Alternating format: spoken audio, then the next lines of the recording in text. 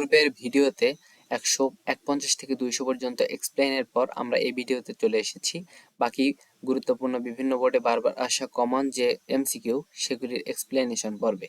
তো এখানে দেখতে পাচ্ছ 201 নম্বরে আছে অধিক ক্যালসিয়াম শোষণে সহায়তা করে কোনটি? Vitamin D. মানবদেহে ভিটামিন ই এর অভাবে কোনটি ঘটে? বন্ধ্যাত্ব। কোন ভিটামিনের অভাবে স্ক্যারভি হয়? Vitamin C. ভিটামিন সি কে কি বলা হয়? এখানে দুইটি অপশন আছে, পাইরিডক্সিন এবং নিকোটিনিন অ্যাসিড। তো আমরা আর দুইটির ভিতরে উত্তর পাবো। প্রশ্নটি দেখে নাও, ভিটামিন সি কে কি বলা হয়? তো আমরা সেই অংশে চলে যাচ্ছি। আমাদের স্ক্রিন রেকর্ডার অপশনটি একটু সরিয়ে নিতে হবে। এই যে এখানে উত্তর হচ্ছে অ্যাসকর্বিক অ্যাসিড, এটি হচ্ছে উত্তর অ্যাসকর্বিক অ্যাসিড, দেখে নাও। এরপর 205 নম্বরে মাড়ি থেকে রক্ত পড়া বন্ধ করার জন্য কোনটি খাওয়া উচিত? টক জাতীয় ফল। কোন ভিটামিনের অভাবে বেরি হয়? বি1। থায়ামিনের অভাবে কোন রোগ ঘটে? বেরি। পেলেগ্রা কোনটির অভাবে ঘটে? সেটি হচ্ছে নিকোটিনিন অ্যাসিড। মানবদেহে নিয়াসিনের অভাবে কি ঘটে? পেলেগ্রা। কোনটি সঠিক? ভিটামিন বি2 রাইবোফ্লাভিন। কোনটি ভুল? ভিটামিন বি1 স্ক্যারভি। ভিটামিন এ এর অভাবজনিত রোগ নয় কোনটি? রিকেটস। বন্ধ্যাত্ব প্রতিরোধে কোনটি ভিটামিন উপকারী? ভিটামিন কি? ই। ভিটামিন সি বেশি থাকে নিচের কোন ফলে? আমড়া ও কামরাঙ্গায়। কোনটি খাদ্য উপাদানের পরিপাক ও পরিশোষণে সাহায্য করে? পানি। কোনটি ভিটামিন সি এর অভাবজনিত লক্ষণ নয়? অ্যানিমিয়া রোগ দেখা দেয়। কোষ গঠনে কোনটি সহায়তা করে? Vitamin E. প্রতিদিন আমাদের দেহে ভিটামিন ই এর চাহিদা কত? 10 থেকে 30 মিলিগ্রাম। চোখের ছানি পড়ে কোনটির অভাবে? রাইবোফ্ল্যাভিনের। কোনটি দাঁত ও হাড়ের সুস্থতায় ভূমিকা রাখে? ক্যালসিয়াম ও ফসফরাস। দেহে পানির অভাবে নিচের কোন রোগ দেখা দেয়? কোষ্ঠকাঠিন্য। কোষ্ঠকাঠিন্য। লৌহের প্রধান কাজ কোনটি? হিমোগ্লোবিন গঠনে সহায়তা করা।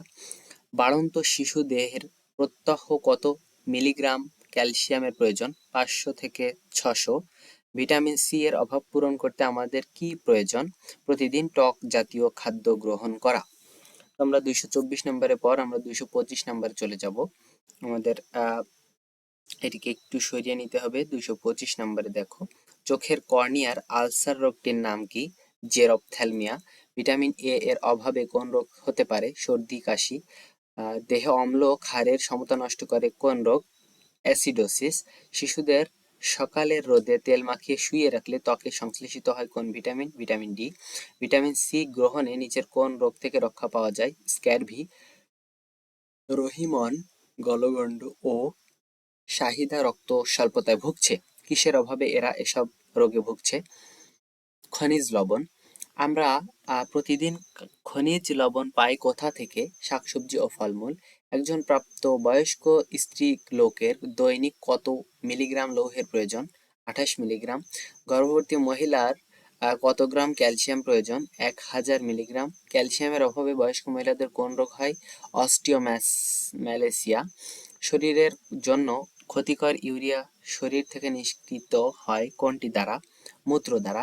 আর দেহে পানির কাজের সাথে অমিল প্রকাশ করে কোনটি? দেহে পানির কাজের সাথে অমিল প্রকাশ করে রক্ত জমাট বাঁধতে সাহায্য করা। খনিজ লবণের প্রধান উৎস কোনটি? শাকসবজি। শুকনা ফলে কোন ভিটামিন অনুপস্থিত? Vitamin C. উৎসেচকের সাথে কোএনজাইম হিসেবে কাজ করে কোনটি? ভিটামিন। ভিটামিন এ ক্যাপসুল শিশুদের খাওয়ানো হয় কোন রোগের প্রতিরোধক হিসেবে? উত্তর হচ্ছে রাতকানা। টক জাতীয় ফলে কোন রাসায়নিক পদার্থ বেশি থাকে? Ascorbic acid. প্রতিদিন ভিটামিন সি খাওয়া দরকার কেন? রোগ প্রতিরোধ করে। মানুষের মুখে ও জিভে ঘা হয় এবং চোখের ছানি পড়ে কিসের অভাবে? রাইবোফ্লাভিন। মানবদেহে ধমনীতে চর্বি জমা রোধ করে কোনটি? Vitamin E. দাঁত ও মাড়ি শক্ত রাখার জন্য খাদ্য তালিকায় প্রতিদিন কোন খাদ্য থাকা অপরিহার্য? লেবু অথবা পেয়ারা। উত্তর। এরপর 245 নাম্বার আমরা শেষ করেছি। 246 নাম্বার এবং 250 নাম্বার পর্যন্ত আমরা এক্সপ্লেইন করব। তো তোমরা এখানে দেখতে পাচ্ছ 246 নাম্বার হচ্ছে এটি। 246 নাম্বার, বি1 ও বি5 ভিটামিনের বৈশিষ্ট্য কোনটি? বি1 ও বি5 ভিটামিনের বৈশিষ্ট্য হচ্ছে বৈশিষ্ট্য কোনটি? পানিতে দ্রবণীয় এটি। এরা অস্থির প্রধান উপাদান কোন খনিজ পদার্থ? ক্যালসিয়াম ও ফসফরাস। রোদে মানুষের ত্বকে কোন ভিটামিন সংশ্লেষিত হয়? Vitamin D. কোনটির অভাবে রিকেটস রোগ হয়? সি, ক্যালসিয়াম ও ফসফরাস। ক্যালসিয়ামের অভাবজনিত রোগ কোনটি? অস্টিওম্যালেসিয়া। ক্যালসিয়ামের অভাবে কোন সমস্যা দেখা দেয়? রক্ত সঞ্চালনে বিঘ্ন ঘটে।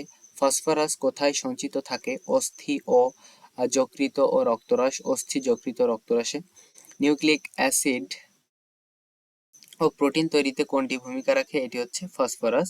ফসফরাসের অভাবজনিত রোগ কোনটি? এটি হচ্ছে অস্থিদ্বয় ও দন্তক্ষয়।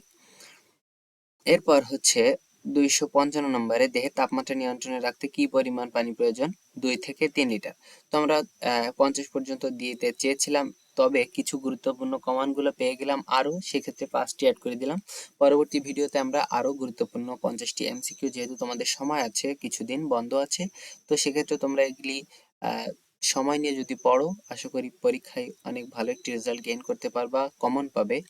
তো সেক্ষেত্রে পরবর্তী ভিডিওটি পেতে, আপডেট সবার আগে পেতে আমাদের চ্যানেলের সাথে থাকো, সাবস্ক্রাইব করে বেল বাটনটি অল করে দাও। ভিডিওটি এ পর্যন্ত, আল্লাহ হাফেজ।